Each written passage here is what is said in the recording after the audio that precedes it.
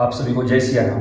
आज की वीडियो का टॉपिक है कि हमारे घर के देवी देवता ही हमारा बुरा क्यों करते हैं, वही हमें परेशान करने में क्यों लगे हुए हैं, उन्होंने हमारा सर्वनाश क्यों कर दिया। क्योंकि जब हम परेशान होते हैं, हम किसी चौकी दरबार पर गए, सामने वाले के अंदर जो शक्ति आई हुई थी उसने बता दिया कि तेरे घर की कुलदेवी कुल देवता तुझसे परेशान है, वो नाराज है, उन्होंने तेरे काम को रोक दिया, तो मेरे घर के देवता ही मुझे बर्बाद करने पर क्यों तुले हुए हैं। तो सर्वप्रथम बात यह बता दें कि किसी भी प्रकार से हमारे घर के देवी देवता हमारा बुरा कभी नहीं करते। तो ये सब कुछ हो क्यों रहा है, फिर सामने वाली उस शक्ति ने कैसे बताया तेरे घर के देवता। देखो, हमारे जन्म से पहले 3 शक्तियां हमारे साथ चल पड़ती हैं। एक कुलदेवी, कुल देवता और पितृ। ये हमारे डीएनए में होती हैं, इन्हीं के कारण हम पैदा हुए हैं इस वंश में, इस परिवार में। तो 3 शक्तियां पहले से ही हमारे साथ चली।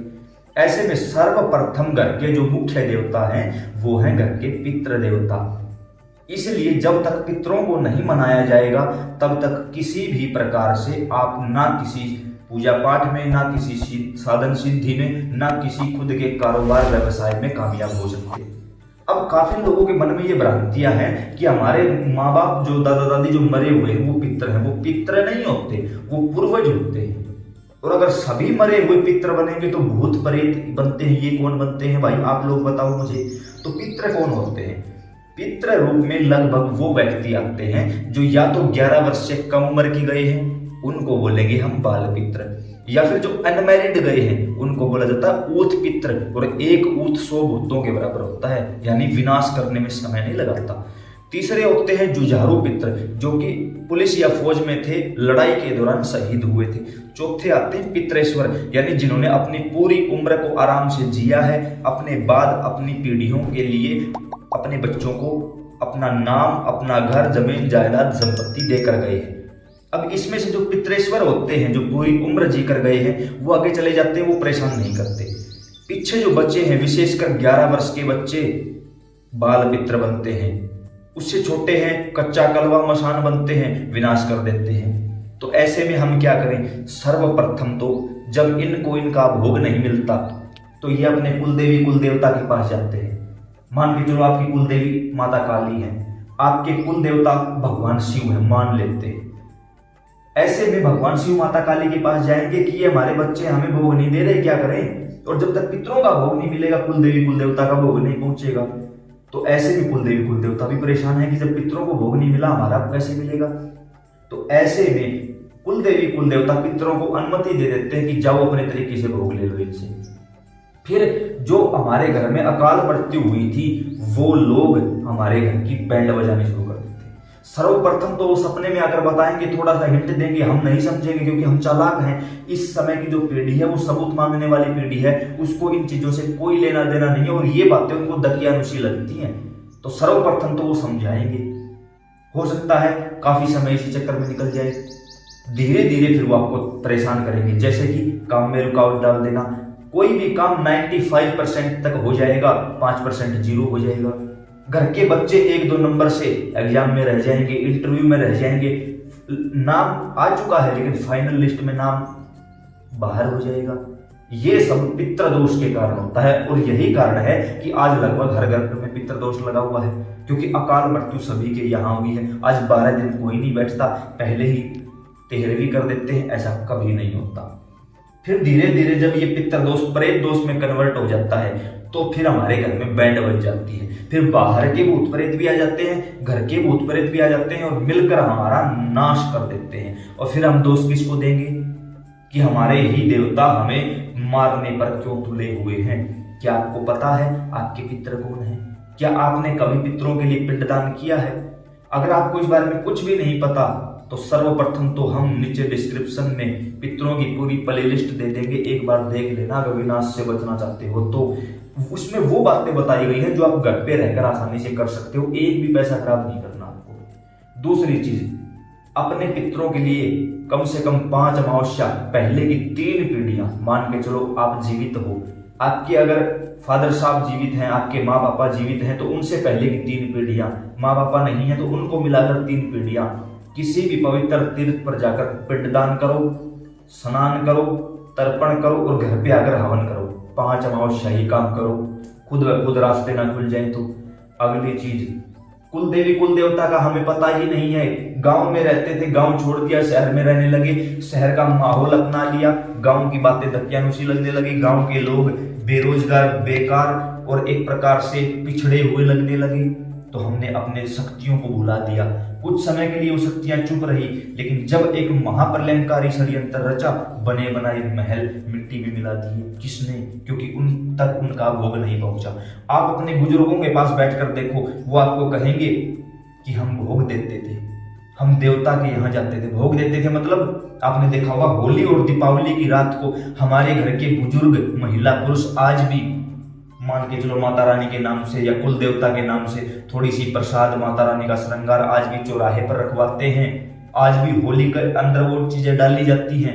क्यों डाली जाती है? क्योंकि वो देवताओं का भोग है, वो गलत चीज नहीं है, वो कोई जादू टोना टोटका नहीं है। वो भोग है जो चौराहे के माध्यम से या होली के माध्यम से देवताओं तक पहुंचाया जाता है। हमें तो नहीं पता, भूल गए हम इस चीज को। सबसे मुख्य कारण कि हम पता नहीं कहां कहां चले जाएंगे, लेकिन साल में एक बार हम अपने कुल देवी कुल देवता के दरबार नहीं जाएंगे। क्यों? क्योंकि हमें ये बातें दकियानुसी लगने लगी हैं, और जब मार पड़ती है वक्त की, फिर कहीं कोई बचाने वाला नहीं होता। फिर हम जैसे कोई नजर आ जाते हैं, बाबा जी, भाई साहब देख लो, कोई इलाज, कोई ये है, और वो भी आप ही कर दो, हमें ना करना पड़े। तो ऐसा कोई इलाज नहीं होता भाई, आपको जाना पड़ेगा। कोई मेरे जैसा आपको बताए कि वहां चला जा, उससे बेहतर है अपने कुल देवी कुल देवता पितरों को मना लो। इस समय एक और बड़ी विषम परिस्थिति सामने आई है, वो ये है कि किसी दूसरे के माँ बाप को अपने माँ बाप बना लेना। वो कैसे? हमारे कुल देवी माता काली हुई, हमारे कुल देवता भगवान शिव हुए, इनका तो हमें पता ही नहीं है, और किसी मेरे जैसे चोर ने बोल दिया बस एक बार या तो खाटू चले जाओ, या शालासर चले जाओ, नीम करोली चले जाओ, फॉर एग्जाम्पल उदाहरण है, केदारनाथ चले जाओ, एक बार जाते ही काम होगा। और हम यहाँ 20 चक्कर खाटू के लगा रहे हैं। एक बात बताओ, आपके माँ बाप आपके घर में परेशान हैं, उनको आप खाना नहीं पहुंचते, और अपने किसी मित्र के, किसी दोस्त के, अपने किसी पड़ोसी के, किसी बिल्कुल ही क्लोज फ्रेंड के माँ बाप को आप अपने घर ले आओ और उनकी भोजन की व्यवस्था करो। क्या आपके माँ बाप खुश होंगे? बिल्कुल भी नहीं। फॉर एग्जाम्पल उदाहरण के तौर पर, सामने दो बच्चे लड़ झगड़ रहे हैं, लड़ाई करते करते एक रो पड़ा। कभी प्रैक्टिकल करके देखना, आप भागकर सबसे पहले अपने बच्चे को उठाकर गले लगाओगे। बच्चे दोनों एक जैसे हैं, सेम एज की है, दोनों खेलते खेलते रो पड़े, आप अपने बच्चे को उठाओगे। क्यों? क्योंकि वो आपका है। ठीक इसी प्रकार मेरे माँ बाप मेरे हैं, मेरे ही रहेंगे। मैं अपने माँ बाप की पहले पूछ करूं, सामने वाले की उसके बाद सेवा करूं, ये चल सकता है। अपनी माँ बाप की सहमति से मैं किसी अन्य माँ बाप को ले आऊं, वो चल पड़ेगा, लेकिन मैं मेरे माँ बाप को पूछूं ही नहीं और सामने वाले की माँ बाप की इज्जत करूं, तो ऐसा कदापि नहीं होता। बहुत सारे घरों में मैंने ये देखा। एक उदाहरण दूं आपको छोटा सा, सिर्फ उदाहरण है, कोई भी गलत मतलब नहीं निकालेगा इस बात का। काफी लोग मुझसे पर्सनली मिले हैं, उन्होंने कहा है कि जब से घर में हमने बाबा श्याम को बिठाया है, तब से हमारे घर में सब कुछ अनिष्ट होते जा रहा है। तो बाबा श्याम तो कभी किसी का बुरा नहीं करते। अरे जब 14 वर्ष की उम्र में वीर बर्बरिक ने सिर्फ माँ के इशारे के लिए, माँ के वचन की लाज रखने के लिए अपना शीश उतार के दे दिया, क्या वो आपके घर में गलती करेगा? बिल्कुल भी नहीं। तो गलती कहाँ से हुई? गलती ये हुई कि आपने अपने कुल देवी कुल देवता से आज्ञा नहीं मांगी और बाबा श्याम को घर में लाके विराजमान कर दिया। अब जिनके कुल देवता ही बाबा श्याम है, उनकी तो कोई परेशानी हुई नहीं, क्योंकि उनके तो कुल देवता थे, आ गए। अब जो लोग केवल यूट्यूब देखकर भाग रहे हैं, उनके साथ यही परेशानी हुई। इसी प्रकार आप चाहे किसी भी देवी देवता को ले आओ, वो परेशानी खड़ी करेगा।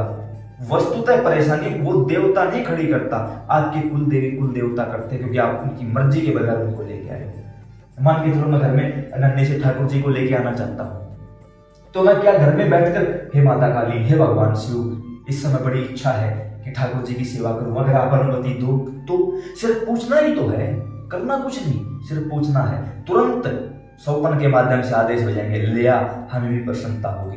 एक तो इनसे पूछ कर लेकर आओगे, ये कितने खुश होंगे, और एक इनसे पूछो ही नहीं और घर लाकर उनको विराजमान करवा दो। ठाकुर जी भी नाराज रहेंगे कि मैं इस घर के मालिक की मर्जी के बगैर इसमें बैठा हूं, क्योंकि मालिक कुल देवी कुल देवता पित्र हैं। बाहरी शक्ति आपकी सहायता कर सकती है, कब? तब जब आपका परिवार आपके साथ होगा, अन्यथा नहीं। तो इन सब चीजों से बचें। कुछ ऐसे काम हैं जो आपको करने चाहिए। कौन से? सबसे पहले गुरु चरणों में लग जाओ, अपने लिए किसी योग्य गुरु की तलाश करो। मैं तो कहूंगा तलाश मत करो, शिष्य बन जाओ, गुरु अपने आप आ जाएंगे। क्यों? जब कोई तरसता है तब घनश्याम बरसता है। अपने अंदर शिष्यता गठित कर लो, गुरु खुद ब खुद आ जाएंगे। बाहर के देवी देवताओं को प्रणाम करो, लेकिन सेवा घर के देवी देवताओं की करो। मांस मदिरा का प्रयोग बिल्कुल बंद कर दो। कम से कम साल में एक बार अपने कुल देवी कुल देवता के जो मुख्य धाम है वहां जाना शुरू कर दो। खाटू, सालासर, मेहंदीपुर, गुड़गांव में माता शीतला बैठी हैं, जो भी उनका मुख्य धाम है वहां साल में एक बार जरूर जाओ। घर से कोई भी भोग बनाकर लेकर जाओ, जैसे खीर, चूरमा, हलवा, जो भी आपसे हो सके। आपके घर का भोग जब देवी देवता ग्रहण करेंगे साथ चले आएंगे वो।